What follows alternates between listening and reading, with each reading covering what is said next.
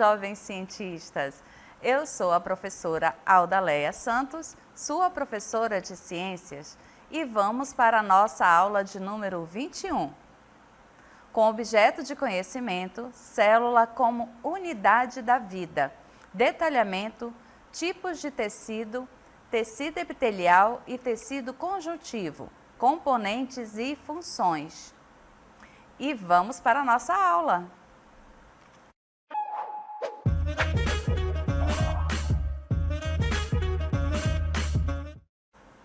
Olá, queridos alunos! Para a introdução da nossa aula, vamos aqui fazer um lembrete. Quando estudamos a célula, certo? Nós identificamos o quê? Que a célula é a unidade, menor unidade de todo ser vivo e também o mais importante, certo?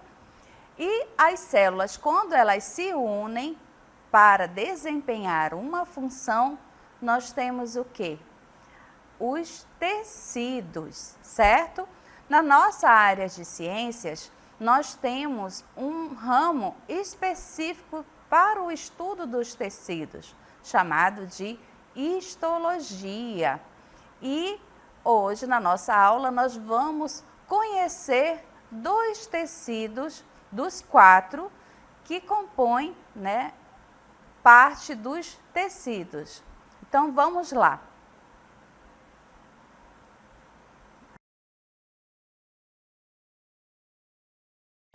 O tecido epitelial e tecido conjuntivo são 2 dos 4 tecidos que compõem o nosso corpo, certo? E tecido, quando a professora fala tecido, você deve imaginar o quê? O que a imagem aqui representa, Tecido, o pano ali que faz a nossa roupa, certo? E a professora quer fazer essa analogia, pois o tecido que nós estamos vendo aqui, a gente observa que o jeans tem um tipo de tecido, que o linho tem um tipo de tecido, certo? Um formato na sua fibra. E os tecidos, como agrupamento de células, também vão ter formatos conforme o quê? A sua função, certo? Então, vamos observar que o tecido epitelial, professora, sim, você conhece o tecido epitelial. Olha aqui, ó, passe a mão aí no seu braço, pegue na sua mão. Tudo é composto pelo tecido epitelial. Então, o nosso tecido epitelial é composto por aglomerados de células justapostas, fortemente ligadas. Professor, o que significa justapostas? Isso mesmo, compactado, como se fosse aqui esse movimento, certo? Bem de compactação. E sua função consiste no revestimento do nosso corpo, tanto externo quanto internamente, pois ocupa cavidades que existem entre os órgãos, certo? Então, o tecido epitelial, ele não é somente a nossa pele, ele também está internamente nas nossas cavidades, entre os nossos órgãos, certo? Então, vamos ver as funções do tecido epitelial. A primeira, que nós observamos é o quê? A de proteção e revestimento. Aonde? Na nossa pele. Observem aqui. Então, aqui nós temos, uma camada da epiderme, demonstrando ali uma função do nosso tecido epitelial, de proteção e revestimento da onde? Da nossa pele. Outra função é o quê? De secreção. Lembra que a professora falou que ele está tanto externamente quanto internamente. Então, observem aqui na nossa imagem, no nosso estômago. Nós temos aqui um corte, certo? E observem aqui, ó, o formato da célula, onde nós temos essa camada que é a mucosa, certo? Mucosa, professora. Isso, mucosa, porque produz muco. Na parede do nosso estômago, precisa secretar o quê? Substâncias para se fazer a digestão, certo? Então, as células aqui dispostas têm essa função, certo? E, com isso, fazem a secreção dessas substâncias que vão compor ali o nosso suco gástrico. Continuando, né, com as funções do nosso tecido epitelial, nós vamos ter o quê? Secreção e absorção no intestino. Professora, entendi. Então, observe aqui, nós temos um intestino grosso, né? E o nosso intestino delgado. Então, quando a gente lembra lá do nosso processo de digestão, o que acontece aqui no nosso intestino delgado? A absorção dos nutrientes. Então, as células, certo? É que fazem essa absorção dos nutrientes, certo? Então, elas tem aqui, tá vendo essas reentrâncias aqui, esse sistema, parece uma montanha russa? Para que o intestino tem esse formato, as células têm esse formato, professora? Para aumentar o contato. Imagina que aqui, ó, tá passando o alimento, certo? Se não tivesse essa reentrância, o alimento ia passar só aqui. Então, a superfície de contato seria menor. Como tem essas reentrâncias aqui, se sobe e desce das células, o alimento passa por aqui também e, com isso, aumenta a absorção dos nossos nutrientes, porque quando nós nos alimentamos, nós, dentro do processo de digestão, nós precisamos o quê? Obter os nutrientes, porque esses nutrientes vão chegar às nossas células, né? E ali desempenhar a sua função, dentro das nossas funções vitais, porque nós precisamos de nutrientes para realizar não só a digestão, a gente precisa respirar, né? Desenvolver todas as nossas necessidades. E outra função do nosso tecido epitelial é o quê? A impermeabilização. Impermeabilização da nossa bexiga urinária. O que é isso, professora? Vamos lá, vamos pensar, vamos lembrar, crianças, alunos, vamos ter atenção aqui. Aqui nós temos, né, os uréteres, que estão vindo da onde? Dos rins, certo? Que produzem a nossa urina e vai ser depositado aqui. Que órgão é esse? Muito bem, acertaram. É a bexiga urinária, certo? E dentro dessa fica aqui armazenado a urina e aqui nós temos, ó, um corte. Observe que aqui nós temos uma túnica mucosa, certo? Onde vai ser produzido um muco que vai impermeabilizar a nossa bexiga. Lembrando que a urina é um excreta, ou seja, contém substâncias que o nosso corpo não necessita mais. Então, precisa que não haja, né, novamente a absorção desses excretas. E por isso, o muco produzido, né, impede que possa ser absorvido de novo na bexiga, tá? Então, torna-se o quê? Impermeável, certo? Quando você passa, né, uma cera, você tem a intenção de impermeabilizar.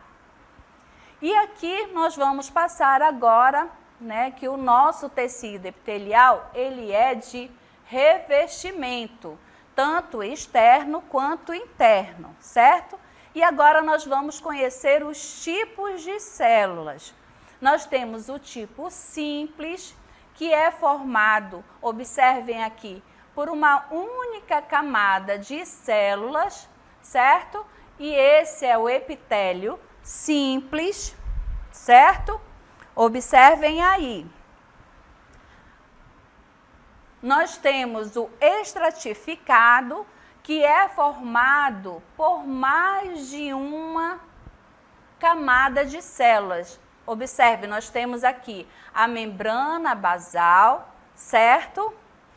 E aqui a primeira camada de células e uma segunda camada de células, tornando esse um epitélio estratificado, certo?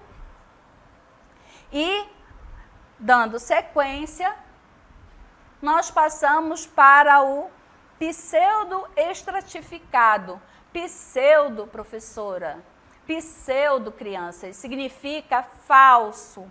Então, é um falso estratificado, porque é formado por apenas uma camada de células. Contudo, elas vão variar aonde? Na sua forma e na sua altura. E aí, quando você olha, se eu pedisse agora para vocês olharem, né, rápido para cá, não parece que tem duas camadas de célula? Mas se você olhar atentamente, você vai ver que é apenas uma célula e que está variando o quê? O formato. E aí vai mudar o quê? A posição do núcleo, certo? Por isso que é pseudo-estratificado. Parece que tem duas camadas, mas na verdade é só uma. E agora nós vamos ver que o epitélio, ele também pode ser classificado conforme o quê? O formato das suas células. Nós temos aqui o epitélio cúbico, certo? Onde, observe o formato da célula. Ela tem esse formato mais cúbicozinho, certo? E com isso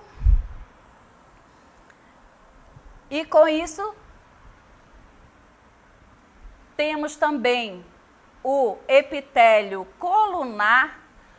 O nome já está dizendo colunar. Então, quando a gente olha para as células, o formato dela vai ter o quê? Parece o formato de uma coluna, certo? Lembrando sempre que todas essas células elas vão estar em contato com o quê? Com a membrana basal. E abaixo dela tem o tecido conjuntivo, por isso que nós iremos estudar juntos. Tecido epitelial e tecido conjuntivo. E o terceiro formato é o epitélio escamoso. Observem aí a irregularidade das células, certo? Achatadas e mais com uma única camada, certo? Que lembra o quê? Lembram azulejos. Então, nós passamos para o próximo epitélio, que é o epitélio de transição, certo? Esse epitélio, ele só vai ocorrer nas nossas vias urinárias. Observem aqui, ó, nós temos 1, 2, 3, 4, 5, 6 camadas de células. E elas têm ali, ó, diferentes níveis de compactação, certo? Por que, professora? Por que ela é diferente? Como eu disse, esse tipo de epitélio nós só vamos encontrar nas nossas vias urinárias. Então, o epitélio de transição, o tecido, né, com esse formato de células, que varia de acordo com o quê? Com a distensão do órgão no qual ele é encontrado. Então, observem aqui. Quando você está aqui, ó, estado da bexiga distendida, isso quer dizer o quê? Quando você está com vontade de urinar, sua bexiga está cheia, certo? As suas células da bexiga vão estar neste formato aqui, mais compactados, certo? E quando você for ao banheiro, né, a sua bexiga vai esvaziar e com isso ela vai ficar relaxada e aí as células voltam ao seu formato, né, de repouso. Então, quando a bexiga está em repouso, as células epiteliais encontram-se de que forma? Na sua forma cúbica, né? Aqui, ó, cúbico. E quando, né, ela está distendida, ela vai se encontrar na sua forma, o quê? Pavimentosa, mais achatada, certo? Então, vamos ver aí agora, né, outro formato do tecido epitelial. O tecido epitelial, ele vai compor também as nossas glândulas. A glândula endócrina, quando não possui ductos, suas secreções são lançadas diretamente no sangue. Professora, o que é uma glândula endócrina? A sua tireoide. Tireoide, professora, pega aí no seu pescoço. Aí está localizado esta glândula, a glândula tireoide, certo? E aí a glândula endócrina, observem aqui, não tem nada passando aqui no meio, certo? Então, as substâncias, as secreções, elas já são lançadas diretamente aqui no sangue, certo? E a glândula exócrina, exo significa fora, possuem ductos e liberam sua secreção em cavidades ou na superfície do corpo. Por exemplo, a nossa glândula sebácea. Observem aqui, ó, a glândula, certo? E a secreção, ó, sendo liberada, certo? Da glândula exócrina. Glândula sebácea, professora? Sim, é a nossa glândula que produz o sebo da nossa pele, certo? E nós temos a glândula mista, que possui a porção endócrina e exócrina no mesmo órgão, como por exemplo no nosso pâncreas. Observem aqui, nas ilhotas de Langerhans, certo? Nós temos o exemplo de uma glândula endócrina.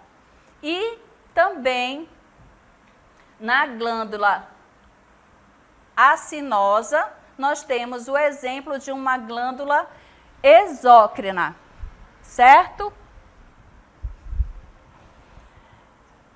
E vamos agora observar uma animação para você ver aí a diferença.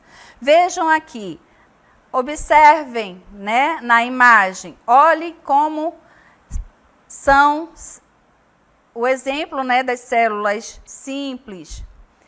Esse tipo de tecido aqui, aonde eu vou encontrar, professora? Vamos imaginar a função deles. Ele vai estar nos seus alvéolos, certo? Lá no seu pulmão. Agora, para você estar respirando, esse tecido está trabalhando, juntamente com os vasos capilares, trazendo o oxigênio e levando aí o gás carbônico, certo? E passando para o sistema simples cúbico, aonde nós vamos ter esse daqui?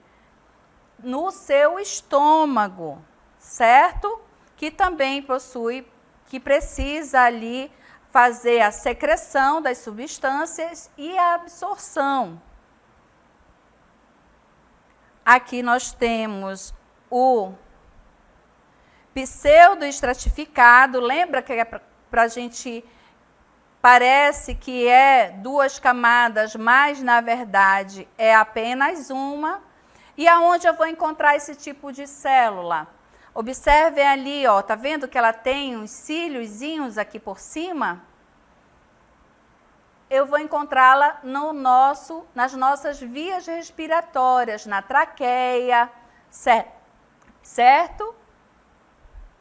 E aqui, o estratificado, escamoso queratinado.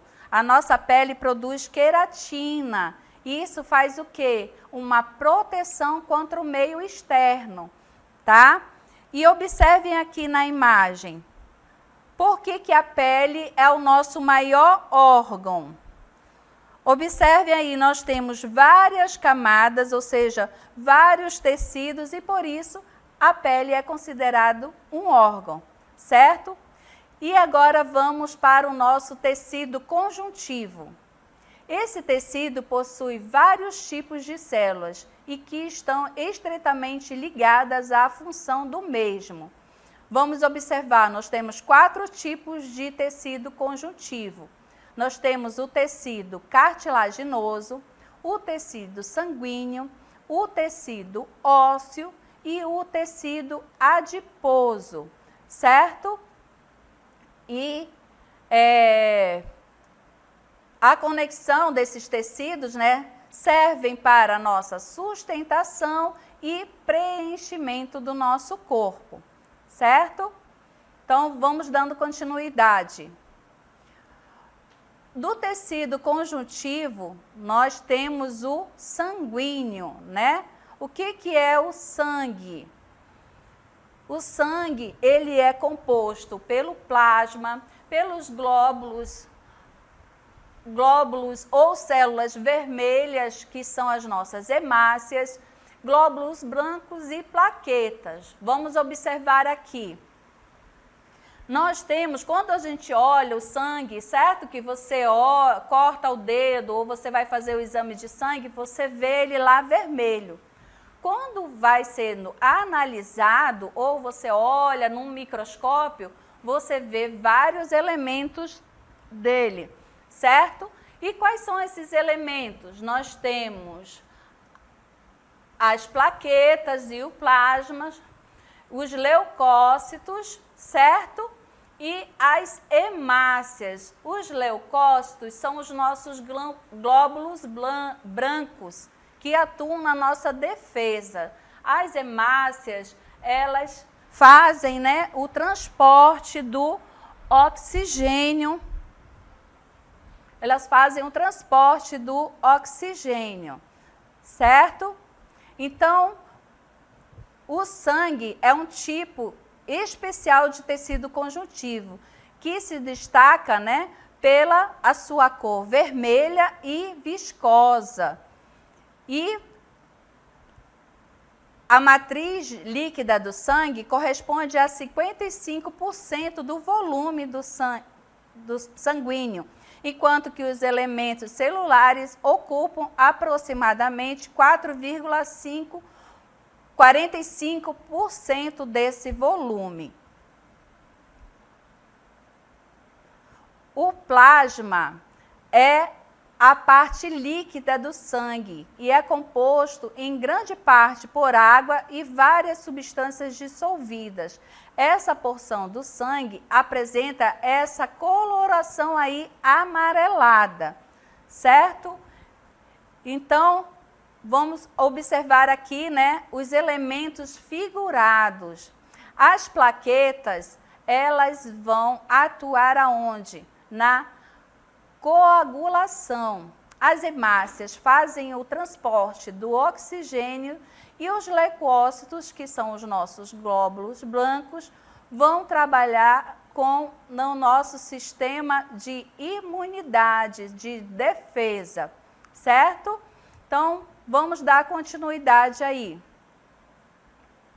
Passando para o nosso tecido conjuntivo ósseo. Esse tecido é formado por células e material extracelular calcificado, chamado de matriz óssea. Sua composição é metade orgânica, a menos rígida, e metade do material, né, mineral mais rígido. Então, vamos aqui observar. Nós temos a imagem de um osso saudável, certo? E com osteoporose. O que significa isso, professora? É quando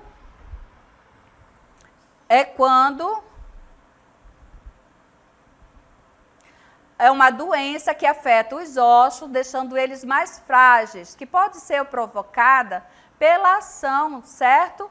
De osteoclastos, que estimulados por um hormônio produzido pelas glândulas paratireoides, aumentam sua quantidade e começam a danificar os ossos, tornando-os mais finos e, consequentemente, mais frágeis. É importante lembrar que essa doença também pode ser causada pela falta de algumas vitaminas que auxiliam na formação dos ossos.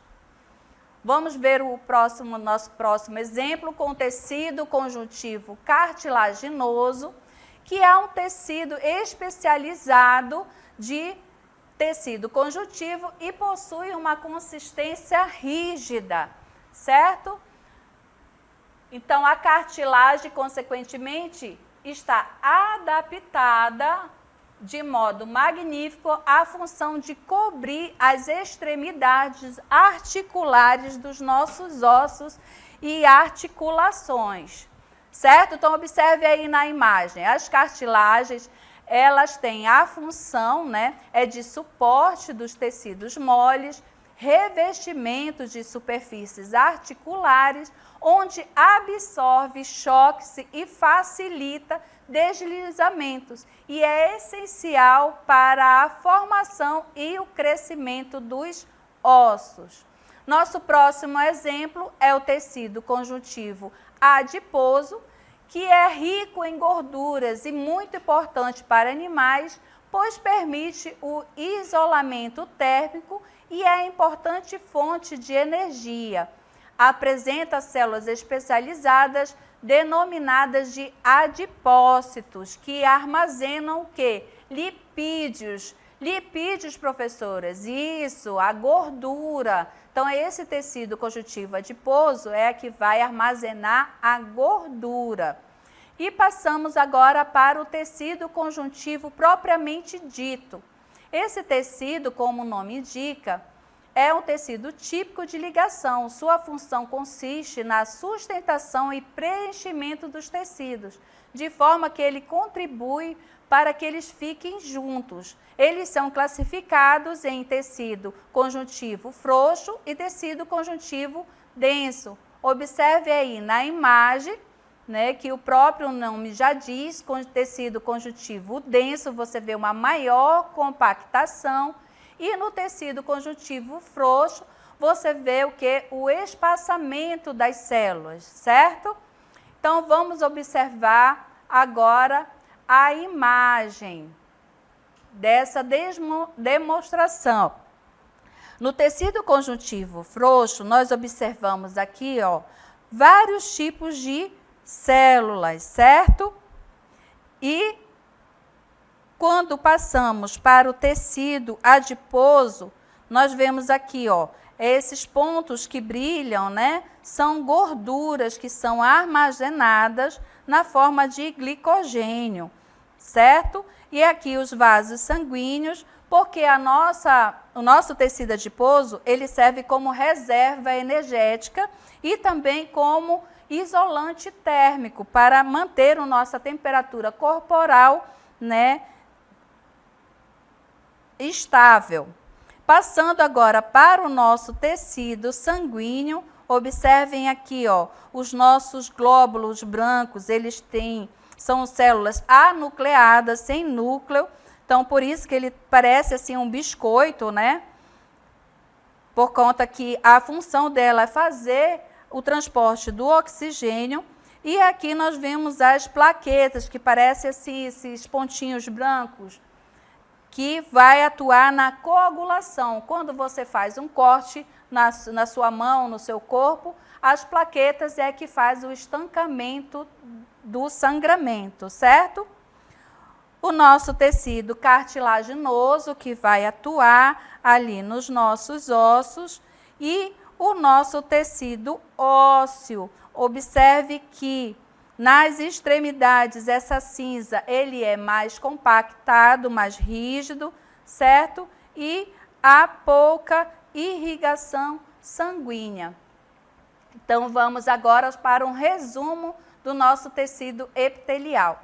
Como vimos, o tecido epitelial é composto por células justapostas e organizado, né, em uma ou mais camadas, formando revestimentos que cobrem as superfícies externas do corpo e revestem os órgãos internos, tendo como função proteção, né, protege o corpo contra lesões e infecções e a absorção de nutrientes como água e outras substâncias através das células epiteliais, assim como também secreção, produz e secreta substância como hormônios, enzimas e muco para manter o equilíbrio interno do corpo e facilitar as funções como a digestão e a respiração.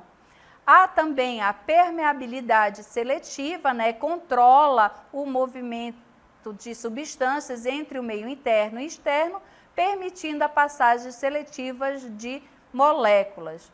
E o nosso tecido conjuntivo, que é formado por células dispersas em uma matriz extracelular compostas por fibras colágenas, elásticas e reticulares, além de uma substância gelatinosa chamada de matriz amorfa, tendo como função a sustentação, pois oferece suporte estrutural tanto aos tecidos quanto aos órgãos do nosso corpo, mantendo sua forma e resistência a pressões mecânicas, proteção, protege os órgãos e tecidos, né, contra impactos físicos e lesões, armazenamento, armazena e mobiliza nutrientes como gordura em locais como tecido adiposo e transporte, pois facilita o transporte de substâncias pelo corpo, como oxigênio e nutriente, através do sangue e da linfa.